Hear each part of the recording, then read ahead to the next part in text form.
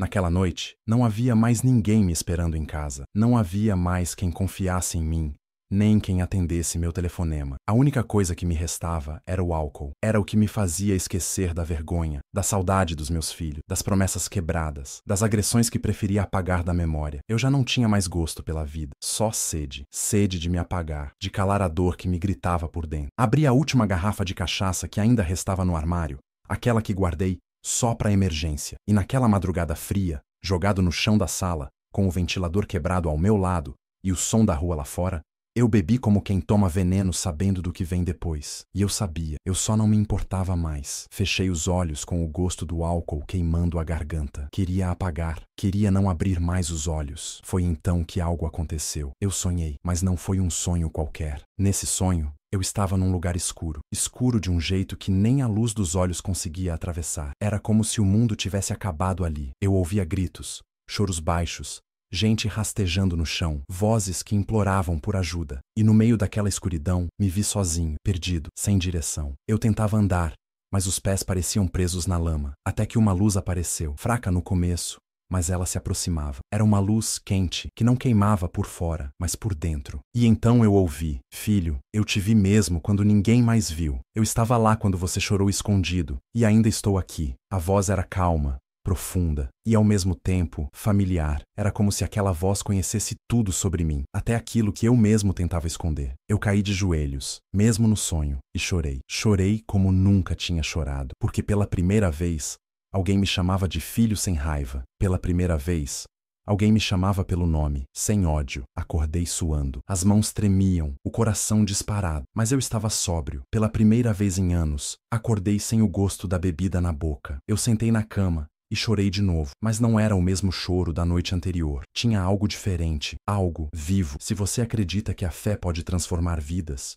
eu te convido agora a se inscrever neste canal. Aqui você vai ouvir histórias reais de quem encontrou Deus no meio do caos. Histórias de quem estava no fundo do poço e foi resgatado. Se inscreve agora e vem caminhar com a gente. Meu nome é Roberto, tenho 44 anos e sou de Feira de Santana, na Bahia. E essa é a história de como eu fui salvo, não pela força, mas pelo amor de um Deus que nunca desistiu de mim. Eu não nasci dependente, ninguém nasce assim, mas as rachaduras começam cedo e às vezes passam despercebidas. Cresci num lar simples, marcado pela ausência do meu pai e pela luta solitária da minha mãe. Ela era mulher de fé, daquelas que ajoelhavam no chão todos os dias, mesmo com as dores da coluna e o cansaço da vida. Mas eu não entendia aquilo. Achava que rezar era perda de tempo, que igreja era coisa de gente fraca. Eu queria ser forte, queria ser homem. E para mim, naquela época, ser homem era não chorar, não recuar, não depender de ninguém. Foi assim que cresci, fechado, calado, com raiva engasgada que eu mesmo não sabia de onde vinha. Aos 18 anos, experimentei minha primeira dose de cachaça. Um amigo me ofereceu num churrasco de rua. Lembro que ardeu.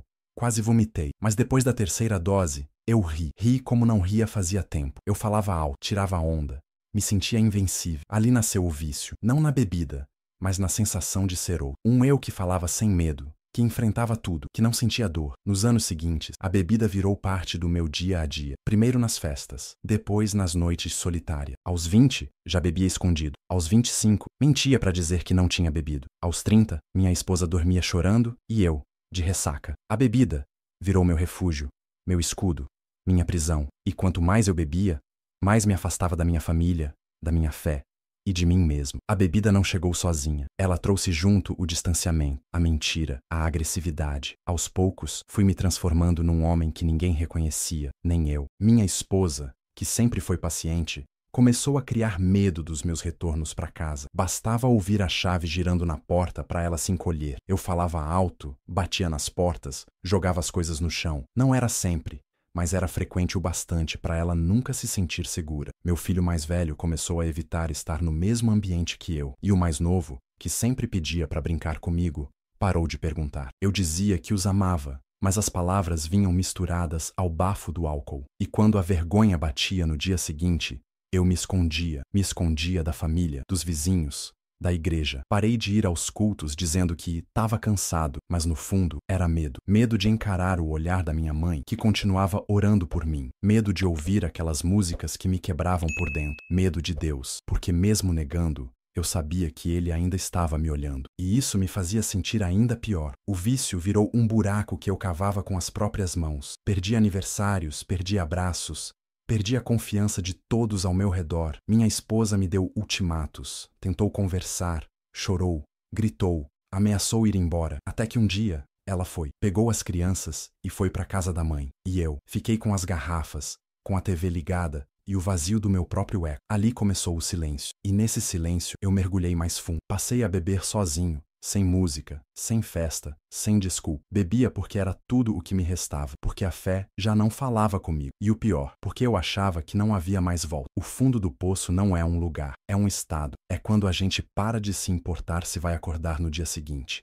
É quando se olha no espelho e não vê mais ninguém olhando de volta. Foi ali que eu cheguei. Depois que minha família foi embora, os dias perderam o nome. Segunda, sexta, domingo, tudo era igual. Acordava com dor de cabeça, tremedeira nas mãos, e a única coisa que me fazia levantar era a necessidade de mais bebida. Eu já não comia direito, não tomava banho, não ligava pra nada. Teve uma vez que passei 3 dias sem sair do sofá. O cheiro dentro da casa era de mofo, suor, cigarro e álcool azedo. Eu era a personificação da derrota. Minha mãe foi me visitar certa vez. Levou um caldo quente e uma bíblia. Eu não abri a porta. Fingi que não estava. Ela ficou do lado de fora, orando por quase meia hora. E eu ali, ouvindo, encostado na parede, chorando baixo, mas sem coragem de dizer nada. Tinha medo de ser amado. Medo de não merecer mais perdão. Houve um momento em que achei que nada mais valia a pena.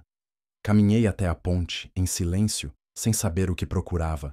Algo dentro de mim dizia, ainda não acabou. Voltei para casa naquele dia sem saber porquê, mas hoje eu entendo. Era Deus. Mesmo no silêncio, Ele ainda me segurava. Mesmo eu rejeitando, Ele ainda insistia. E eu não sabia. Naquela noite, o mundo parecia mais pesado do que nunca. A dor nas costas, o enjoo, o corpo cansado, a alma exausta. Eu estava deitado no chão da sala, sem forças para subir até a cama, a garrafa vazia no canto, o ventilador parado, o silêncio da madrugada cortado, só pelos cachorros latindo ao longe. Foi nesse cenário que adormeci, e foi nesse sono que Deus me encontrou. O sonho começou estranho. Eu estava andando em um lugar escuro, um tipo de deserto ou terra queimada. O chão era seco, rachado, mas meus pés afundavam como se estivessem pisando em lama. Olhei em volta e não vi nada, só sombras. Algumas se mexiam, se arrastavam, gemiam. Eu sentia medo, um medo que vinha de dentro. Comecei a correr, tropeçando, caindo, me levantando, até que ouvi uma voz. Era firme, mas não dura, profunda, mas suave. Uma voz que parecia atravessar meu peito. Ela disse, filho, você não foi criado para morrer assim. Parei, trêmulo, e de longe, vi uma luz vindo em minha direção. Não era uma luz comum. Era uma luz que aquecia por dentro, que me fazia lembrar de coisas que eu tinha esquecido, como o cheiro da minha mãe cozinhando, o riso dos meus filhos pequenos.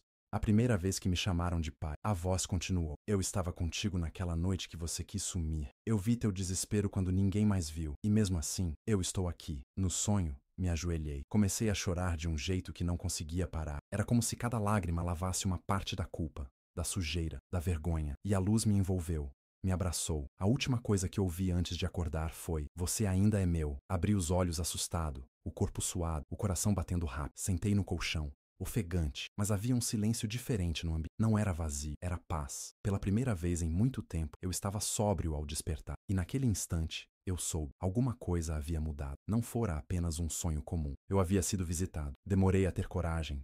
Mas em um domingo qualquer, vesti a única camisa limpa que tinha e fui até a igreja da minha infância. Sentei no último banco, com medo dos olhares, dos julgamentos, dos sorrisos piedosos. Mas ninguém me olhou como eu esperava. Uma senhora me deu um abraço apertado logo na entrada. Era a irmã Lúcia, amiga da minha mãe. Ela disse: Roberto, sua mãe nunca parou de orar por você. Sentei. O louvor começou. E bastaram os primeiros acordes para que a muralha que ainda resistia dentro de mim começasse a ruir. Quando começaram a cantar Ele me ama, parecia que a letra tinha sido escrita para mim. Eu baixei a cabeça, tremendo. As lágrimas vieram, sem controle, sem vergonha. No momento da oração, o pastor convidou quem quisesse recomeçar a vida a levantar a mão. Eu hesitei, mas aquela mesma voz suave do sonho soprou no meu peito. É agora. Levantei a mão, ainda de olhos fechados, como quem se rende depois de uma guerra perdida. E de fato, eu tinha perdido. Perdido para mim mesmo. Mas ali, naquela entrega, comecei a vencer. O pastor orou por mim, a igreja orou comigo, e eu chorei. Chorei até esvaziar tudo o que estava entalado. Naquele dia,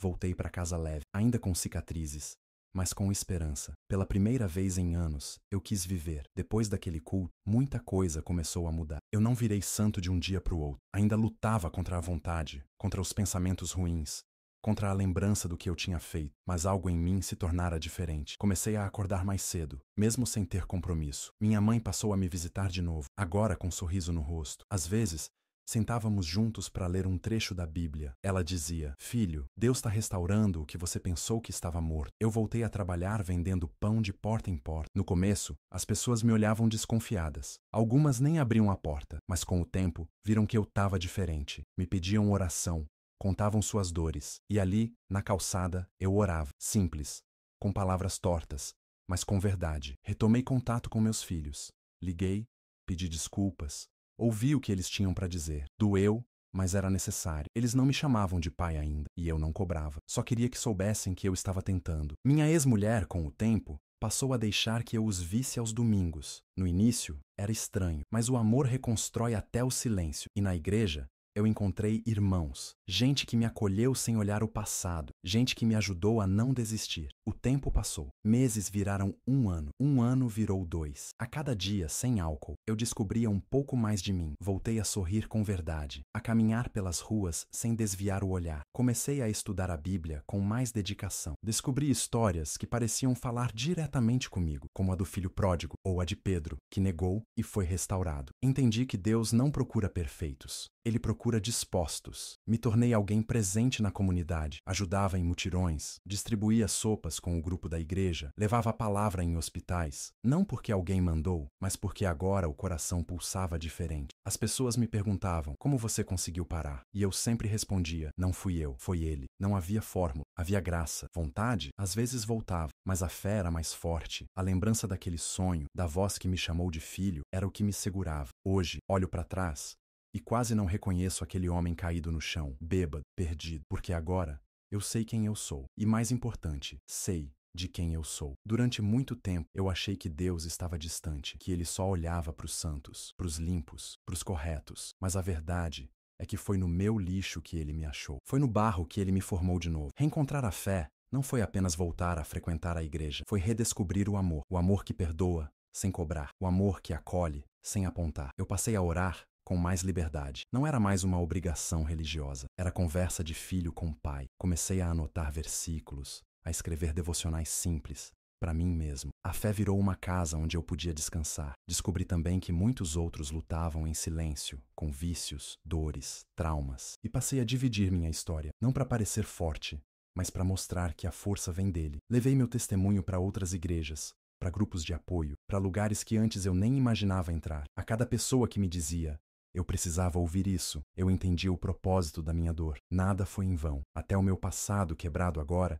servia como ponte para outras vidas. Tem um versículo que carrego comigo até hoje. Salmo 42. Tirou-me de um poço de perdição, de um atoleiro de lama, pôs os meus pés sobre uma rocha e firmou os meus passos. Esse texto me resume. Eu estava no fundo, no lodo, mas fui tirado, e agora caminho firme. Não porque não escorrego, mas porque tenho onde me segurar. A Bíblia se tornou minha companheira. Quando a vontade de desistir voltava, era nela que eu buscava alívio. Quando o medo batia, era nela que eu encontrava coragem. Descobri também que a caminhada com Deus é diária. Tem dias bons, dias difíceis, mas em todos eles, há propósito. A fé não me fez perfeito, me fez perseverante. Hoje, tudo o que faço é tentar retribuir, mesmo que eu saiba que nunca vou conseguir pagar. Como pagar por um amor que me resgatou quando ninguém mais acreditava? Como pagar por um sonho que mudou meu destino? Só posso viver com gratidão e testemunhar, porque talvez alguém esteja agora onde eu já estive e precise saber que ainda dá tempo. Se você chegou até aqui, saiba, isso não é à toa. Talvez você esteja lutando contra algo que parece mais forte que você. Talvez tenha desistido da fé,